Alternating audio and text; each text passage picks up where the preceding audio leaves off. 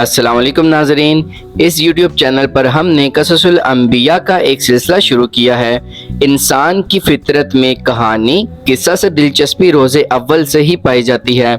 قصص کا لفظ عام طور پر کہانی یا داستان کے لیے استعمال ہوتا ہے، لیکن قرآن پاک میں انبیاء علیہ السلام کے لیے جو قصے بیان کیے گئے ہیں ان کے غرض اور معنی کچھ اور ہی ہیں۔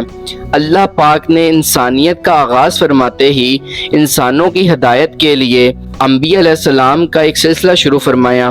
روایات کے مطابق رسولوں کی تعداد 313 ہے اور انبیاء علیہ السلام کی تعداد کم و بیش 1,24,000 ہے۔ جی تو ناظرین، میں ہوں سید فضل عباس، آپ دیکھ رہے ہیں یوٹیوب چینل فضی ٹی وی۔ تو آئیے قصص الانبیاء کے سلسلے کا باقاعدہ آغاز حضرت آدم علیہ السلام کے خوبصورت قصے سے کرتے ہیں جو کہ حقیقت پر مبنی ہے۔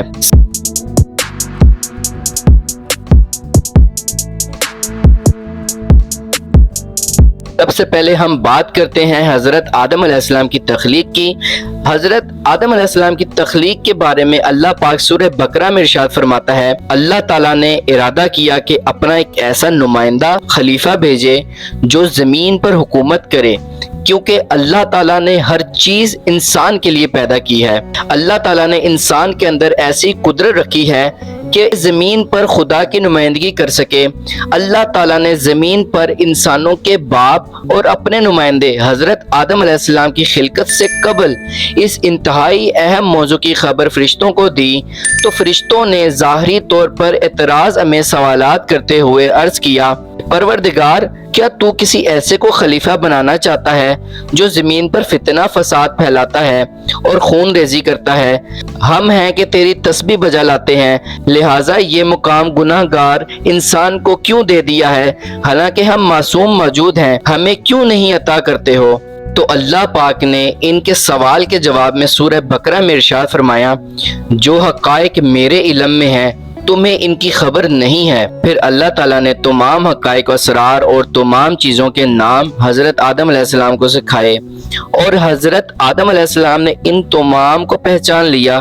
اس کے بعد اللہ تعالیٰ نے وہ تمام اسرار و حقائق فرشتوں کے سامنے رکھے اور ان سے فرمایا، اگر تم سمجھتے ہو کہ نمائندہ و خلیفہ خدا بننے کے لائق ہو تو مجھے ان چیزوں کے بارے میں بتاؤ اور زمین پر خلیفہ خدا بننے کو ثابت کرو۔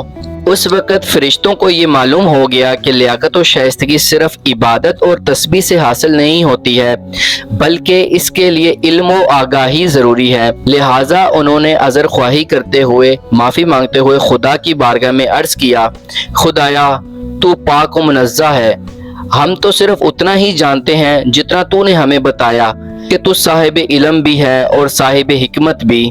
بس اس طرح جب فرشتوں کو اپنے اوپر حضرت آدم علیہ السلام کی برتری اور بزرگی کا علم ہوا اور اپنے سوال کا جواب سنا تو معذرت خواہی کی اور سمجھ گئے کہ اللہ تعالیٰ کا ارادہ ہے کہ آدم نامی انسان کو پیدا کرے۔ اس کے وجود کو بنایا ہی اس انداز سے گیا ہے کہ خلیفہ خدا بننے کے لائق ہے۔ حضرت آدم علیہ السلام جسم و روح سے مزین ہے۔ اللہ تعالیٰ نے پہلے حضرت آدم علیہ السلام کا جسم خلق کیا، پھر اس میں اپنی روح پھونکی اور ایک کامل انسان کی صورت میں زندہ کیا۔ خلقت انسان کے بارے میں قرآن پاک کی مختلف آیتیں موجود ہیں، ایسا کہ قرآن پاک کی ایک آیت ہے کہ انسان آغاز میں خاک تھا، پھر اس میں پانی ملا کر اسے گارے کی صورت میں تبدیل کیا۔ حضرت آدم علیہ السلام کی جسمانی تخلیق کے مراحل نے انہیں اس مقام و مرتبے پر پہنچا دیا کہ موجودات کی زینت اور مسجود ملائکہ قرار پائے۔ جب اس کی وجود خاکی میں اللہ کی جانب سے اپنی روح پھونکی گئی، اسی روح کے سائے میں حضرت آدم علیہ السلام نے اپنے وجود میں فوق العادہ لیاقت پیدا کر لی، اور اللہ تعالیٰ نے فرشتوں کو حکم دیا کہ حضرت آدم علیہ السلام کے مقام و مرتبے کا احترام کرتے ہوئے انہیں سجدہ کرو، یعنی خدا کی بارگاہ میں شکر بجا لائیں کہ اس نے اتنی قدر و منزلت والا ایک ممتاز وجود خلق کیا ہے۔ اللہ تعالیٰ نے فرشتوں سے خطاب کرتے ہوئے فرمایا، میں گیلی مٹی سے ایک انسان بنانے والا ہوں، جب اسے درست کر لوں اور اس میں اپنی روح پھونک دوں تو تم سب سجدے میں گر پڑنا۔ اس بنا پر فرشتوں کا حضرت آدم علیہ السلام کو سجدہ اس مخصوص روح کی وجہ سے تھا جو اللہ تعالیٰ نے وجود بشر میں پھونکی۔ اسی روح نے ہی حضرت آدم علیہ السلام کو یہ قابلیت بخشی کہ وہ زمین پر خدا کا نمائندہ اور خلیفہ قرار پائے۔